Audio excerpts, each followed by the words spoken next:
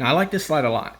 The only problem I have with it is one coming down the other way, and if you could see the other guys coming, what happens if they kind of collide in the middle? Do they end up in that little like pool lagoon over there? Now, I like this one too. This is awesome. The only issue, and this might be the same one, yes, just a different angle, but look how close it is to the rocks. I wouldn't want to be swinging back and forth, and then the momentum takes me into the rocks.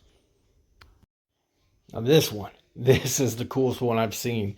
This looks like it's inside an actual office building. Not at home, but an actual office building, because you can see the lady walking by. I mean, how cool would that be?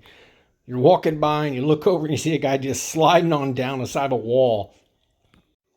Another one of my favorites. This is one of my favorites. I mean, you're in an aquarium coming down through the slide inside the actual aquarium. This is probably got to be one of the coolest I've ever seen. I mean, look at that. It's got to be like 100 feet deep.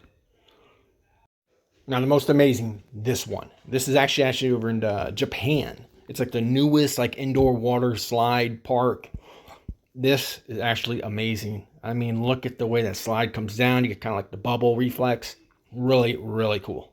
For the most scariest, look at this one. I'm not getting on this because I don't know where that actually leads to. Does it lead into the actual ground? Does it come out somewhere? Do you not come back up? You can forget about getting me on this one. There's not a chance. Just look at that.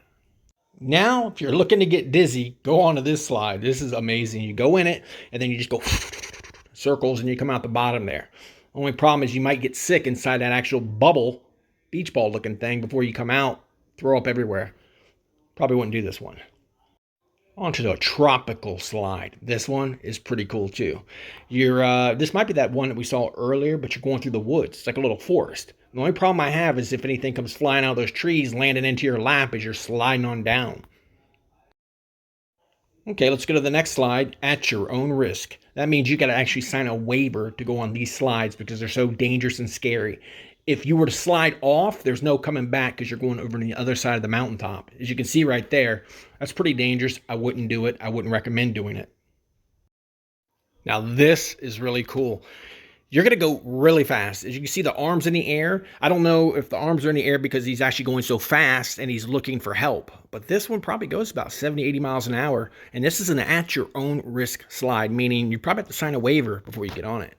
And here's another slide too. This is an at your own risk. I would never get on this because as you can see, you're flying through the jungles. What happens if you kind of slide up and go off the side of it? It's going to catch onto your rib cage. It's going to rip your skin off your body. You're going to end up in the woods. No one's going to find you for about a month.